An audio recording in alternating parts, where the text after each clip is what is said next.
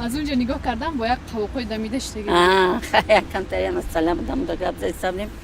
همه هوای فورا می‌دیشم خیلی مخدوم از شهر کلوبم. اومدم دو روز باز دارم اینجا بینم به هوا خیلی گرم بود. امروز خیلی هوای خوب شده است. برای هم سرگشت کردم که هوای دیشنبه قدر تازه شده است بعد اون. همه گرد و غبار همه شکلی کرده. به حد هوای خوشم نمون نفخواستم خونه دخترم را میگم بیا هوا دیشنبه را کردم طرف سرگشت کنم. امیدوارم که غبار دلش میان تازه کرده. بله بهترین هوا بهترین هوایی گفتی خدا. ما هم طرفدار نیستیم دویم هوا هم خیلی باشه تینجی آرامی در شهر دیشنبه آرامی در تمام تاجیکستان آرامی و دوستی و رفاقت یکدیگر فهمی باشد که خلق دویم رو گفتیم قبول خوشبخت باشن خستم باشن. احوال خودتون خوب؟ بهتر احوال من بهتر است. اومدم دینه کلوب اومدم خیلی روزایی که تماشا کردم به چای دیشنبه را. نومتون چه بجا؟ نوم یولبی. ایلالبی. بله. بسیار نامی عجایب زیبا. اپا ایلالبی چند ساله شد؟ 70 سال. قریب 16 همین سنتیامبر رسیدیم به 70 میرسیم. اصلا رویتون چهرهتون نمیگوید که شما 70 ساله. من معلمش کار میکنم. 50 سال باز من معلمه. تا حال کار کردم. بهترین و نفقه هم برآمدیم که بود. همین مهر محبت خواننده و فرزنده او را میکشن که بس نکنیم. تعلیم تربیه را که جانو کنیم. معلمه هم موسیقی هم سختگیر.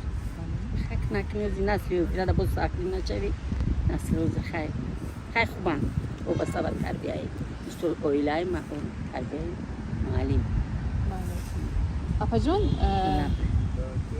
حالا که غباری دلتان بردیم خنده در لبانتان آوردیم اپا جون در زندگی پستی و بلندی های زیاد دارد و زندگی هر کس برای دیگران یک مکتب می شود. برای بینندگان ما کسایی که خستند، ناامیدند، ناراحتند می توانید از نعمت های زندگی گوییم از خوبی هایش از بدی نگوییم از خوبیش یک نعمت های زندگی رو یادآور شویم که از آنها شکرگزار باشه.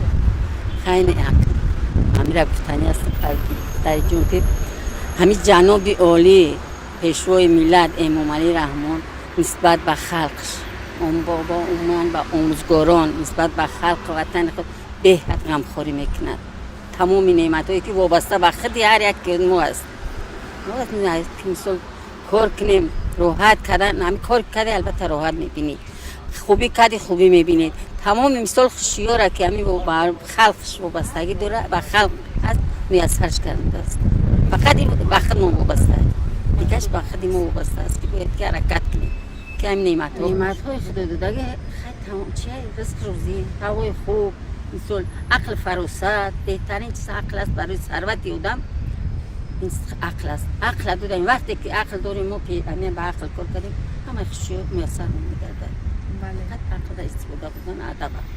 بهترین نگیریم بیودا نمیگن که ادب ایمان است. ایمان ادب است.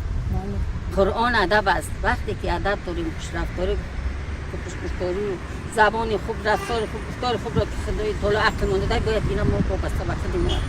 بله درست. بسته وقتی ما عقلی سالم چشم بینا دستی رست و همه همیره برای او که ما از همه استفاده بریم برای خود رزق روزی بیاییم حرمت احترام بیاییم مهنت کنیم همه همین وابسته به عقل که همه چیزا باید ما امورا عقل استفاده بریم همون ثروت بی‌بهاست.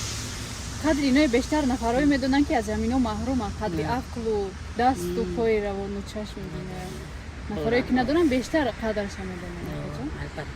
خیر فرسنده زمانوی وظیفه‌اش در همینجا تمام نمیشود و یک وظیفه دیگر هم دارم. اپا جان شما چند سال بود؟ 70 سال. سنتیامبر ماه سنتیامبر 70 سال گفتین. اپا جان بسیار یک چهره تاجیکانه زیبا داره. رحمت. اپا جان من یک تحفه دیگر هم به شما دارم. تحفه رو به شرط بدیم که تحفه رو قبول میکنید از من؟ البته. بله. اپا جان شما گفتید که 70 ساله هستید.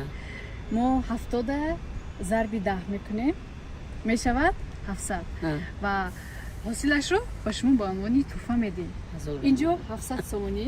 азо раҳмат инами дӯст муомил Бояд рӯбарӯ шудани мо ҳам бесабаб азо нест. раҳмат саломат боша худо доим тан кун сиҳат вақтон хуш барори кор доим сарбаланд боша Бале, ин аз номи канали Сар. азо раҳмат Сарми шумо аз баъд канали ки Сар. ҷуда нишон метан ба тамошо кунед Ин аз ютуб канали Сар тим. худо шуморо садсола кунав ҳами ҷавонамтар ҷавон бестем бирам бачагим ҷавома шумода барори кор тинҷиамон хай бача саломат бошед майли худо нигаҳбонтон бошад